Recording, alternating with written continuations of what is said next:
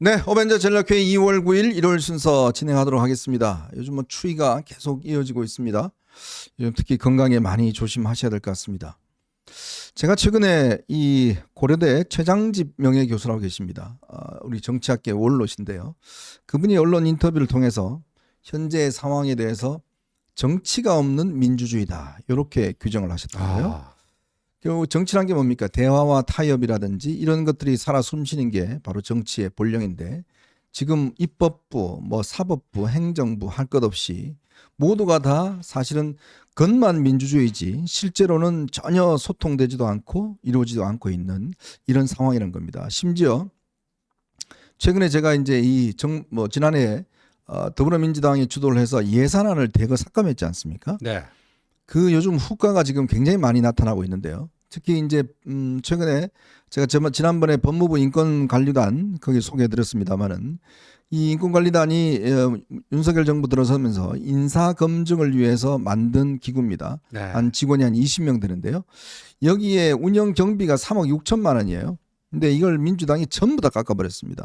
자, 그러다 보니 지금 전기료, 수도료를 못 내고 있다고 그래요. 네. 그래서 아예 화장실을 쓸 수도 없고 난방도 안 된다고 그럽니다. 자, 그리고 이제 요즘 검찰, 경찰은 특활비를 다 없애버렸지 않습니까? 그렇죠.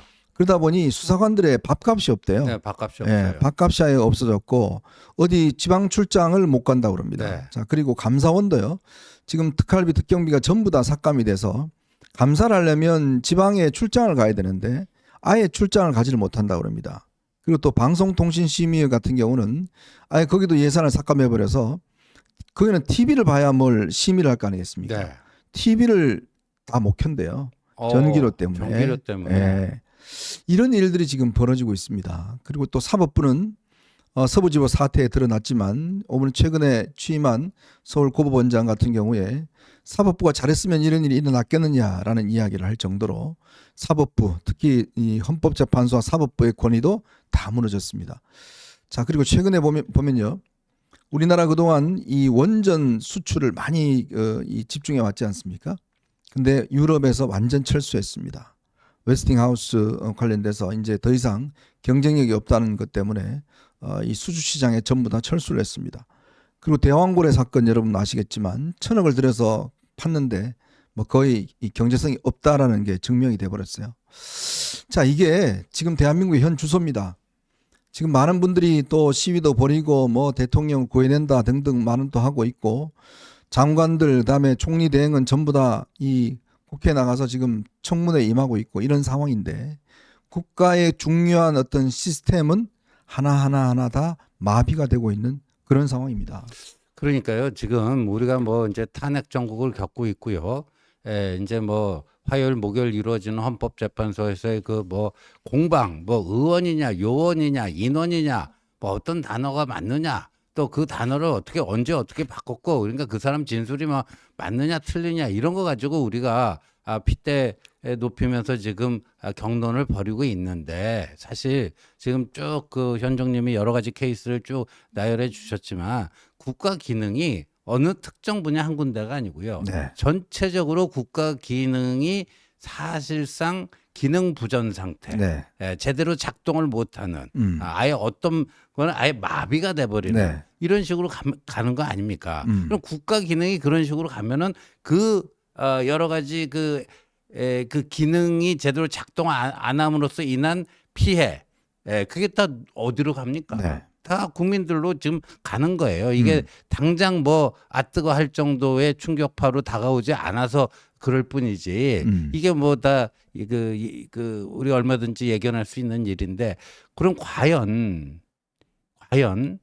이 탄핵 정국이 끝나면 지금 얘기한 국가 기능 부전 상태가 확 그럼 개선될 수 있겠는가? 해결될 수 있는가? 바로 그게 핵심입니다. 네. 오히려 더 나빠질 수 있다라는 전망들이 그렇죠. 나오고 있어요. 네. 지금 이미 벌써 헌법재판소의 어떤 이 권위나 이게 상실되어가는 측면이 있기 때문에 어떠한 결정이 나더라도 이걸 인정 안 할 가능성이 있고, 또 대선이 치러져서 누가 집권을 하든 간에, 자, 민주당이 집권을 하게 되면 이재명 대표의 사법 리스크 때문에 또 나라가 완전히 난리가 날 겁니다.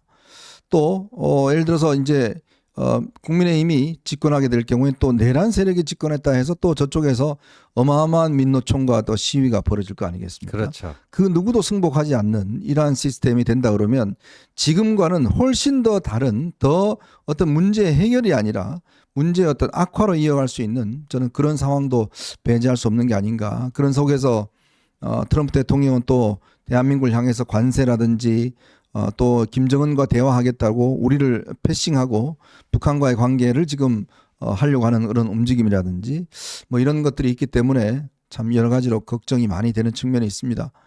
자, 그렇기 때문에 우리나라에서 그래도 정말 나라를 위한다는 분들 조금 이 생각을 가지고 좀 냉철하게 판단을 해야 되는데 요즘 보면 너무 또 가짜 뉴스에 많이 지금 또 휘둘리시는 분들이 너무나 많습니다.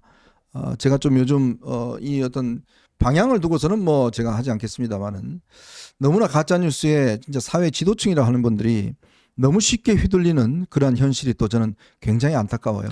지금 우리가 그래서 그 윤석열 대통령 취임사, 윤석열 대통령 취임사를 보면요.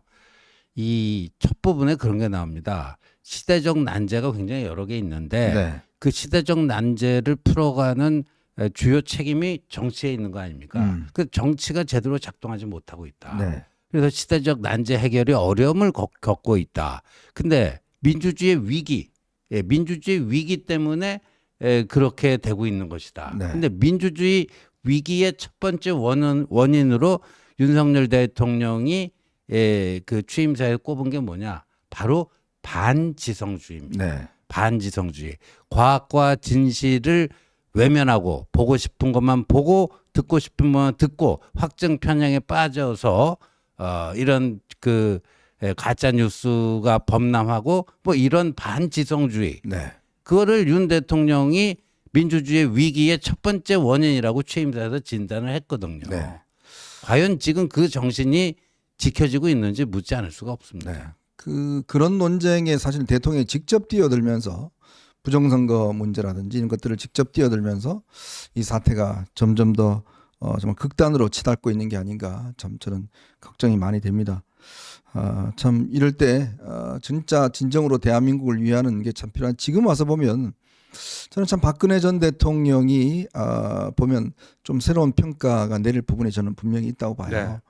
당시에 많은 어떤 본인의 유혹과 이런 게 있었을 텐데 왜 그때 참으셨던가라는 걸 가만히 따져 놓고 보면 그런 이유가 있었겠구나라는 또 이해가 많이 들고 생각이 듭니다. 참 어려운 시국에 진짜 이거는 뭐 그런 주장을 하고 막 선동하는 분들은요 다 돈 벌고 다 잘 살아요. 네. 네. 뭐 전혀 본인의 개인의 삶에 지장이 없는 분들입니다. 그런데 거기에 영향을 받을 분들, 거기에 피해를 받을 분들은 바로 우리 서민이고 우리 바로 청년들입니다. 자, 그렇기 때문에 이런 부분들은 좀 사회의 어떤 식자층이라고 할까요? 뭐 그 의미도 사실 별로 의미가 없는데 사회를 이끌어 나가는 리더층들이 좀 더 이런 상황에서 정신을 좀 차려야 되지 않을까라는 그런 생각이 많이 듭니다. 자, 특히 지난 토요일인가요? 그 금요일인가요? 네. 우리 이제 언더 73 멤버들이 김현철 김영삼 재단 이사장을 만나 뵀는데 아마 거기서도 김현철 이사장 그런 이야기를 한 것 같습니다. 합리적인 중도 세력이 또 힘을 합쳐야 된다라는 이야기를 하셨더라고요. 그러니까요. 예, 굉장히 적극적으로. 그리고 참 저는 그때 지금 언더 73에 금요일 날 만났던 영상이 굉장히 긴 영상이 김현철 이사장하고 언더 73 멤버들하고 주고받은 대화 내용이 쭉 다 실려 있어서 굉장히 재밌게 잘 봤습니다. 근데 김현철 이사장이 이렇게 얘기하더라고요. 아버님이 살아 계셨으면 오늘 이 모습을 보고 네. 굉장히 기뻐하셨을 텐데 그런 얘기를 합니다. 그런 얘기를 하는데 그래서 김현철 이사장이 그날 얘기한 거 보니까 중도와 어느 정도 같이 스크럼을 짜지 못하면 대선에서는 필패인데 네. 자신이 파악하기로는 지금 중도층은 합리적인 거, 상식적인 거 이런 거를 중시하는 사람들이기 때문에 네. 대체적으로 비상계엄에 대해서는 뜬금없다. 반대고 탄핵은 안타깝지만 좀 불가피한 거 아니냐. 그다음에 뭐 부정선거에 대해서도 아, 그건 너무 부정선거 음모는 너무 심한 거 아니냐. 네. 이런 식의 의견이 다수라고 해요. 근데 실제 우리 홍영림 원장하고도 분석했지만 실제 중도층이 그 세 가지 이슈에 대한 입장 보면 거의 2배 정도 차이가 나지 않습니까? 네네. 그 얘기를 하면서 보수 똘똘 뭉쳐서 그것만 갖고는 집권이 안 된다. 네. 그러니까 중도와 뭐가 돼야 되는데 그런 점에서 그 금요일에 저 만남이 유의미하다 그런 얘기를 하더라고요. 네. 참 그리고 또 황당한 소식 하나 전해드리겠습니다. 이 개혁신당이 요즘 뭐 내분으로 아주 뭐 시끄럽습니다. 이준석은 요즘 뭐 자기가 대선 나가겠다고 저렇게 이야기를 하고 있는데요. 참 이 개혁신당의 허은하 대표가 지금 권한이 없어졌지 않습니까? 알고 봤더니 허은하 대표가 당 대표 직인을 갖고 잠수를 탔다 그래요. 그리고 또 당이 저 계좌를 쓰려면 비밀번호가 필요하잖아요. 이 비밀번호도 안 알려주고 또 잠수를 타버렸답니다. 그 옥새 들고 네. 나르샤 시즌 네. 2입니까? 저게 아주 옥새 들고 나르샤를 했다고 하네요. 참 한 이준석이 해준 대로 그대로 갚을 것이다라고 했는데 그게 또 현실이 되는 것 같습니다. 참 저 당의 모습을 보면 참 이준석이라는 사람이 그동안 해왔던 정치의 스타일 그런 게 참 남들하고 섞이기가 참 힘들다. 그리고 갈라치기로 결국은 하다가 또 본인이 스스로가 똑같은 일을 지금 당하고 있는 게 아닌가. 참 그런 씁쓸한 생각이 듭니다. 자, 오늘은요 여러분들하고 좀 간명하게 두 가지 이야기를 좀 해볼까 합니다. 지금 이 이재명 대표가 굉장히 지금 마음이 급한 모양입니다. 지금 개딸들에게 총동원령을 내렸습니다. 그런데요, 지난 토요일 날 어제 집회를 보면 광화문 집회에 네. 몇 명 나오신지 아십니까? 경찰이 추산으로는요 한 5천에서 6천 명 정도밖에 안 나왔다고 그러니까 그래요. 이재명이 총동원해서 네. 나오라고 한 그 집회 말씀하시는 맞죠. 거죠. 예. 이재명이 총동원령을 내렸던 집회는 5천에서 6천밖에 안 나왔어요. 자, 그리고 반면에 동대구역 집회는 지금 5만 6천 명이 결집했다고 합니다. 예, 10배 차이 나네요. 예. 자, 요게 뭔지 요 이야기 한번 전해드리고요. 두 번째로는 지금 헌법재판소가 이제 이번 주부터 또 이제 7차, 8차인가요? 네. 이제 평론 심리가 있는데 예. 한간에 이제 5대 3으로 기각될 것이다. 아니다. 전원일치로 탄핵될 것이다. 라는 이 설왕설래가 있습니다. 어떤 주장, 왜 이기는 주장이 나오는지 이것도 한번 분석을 해드리도록 하겠습니다. 자, 여러분 보시면서요. 구독과 좋아요, 알림 꼭 부탁드리도록 하겠습니다. 자, 저희는 첫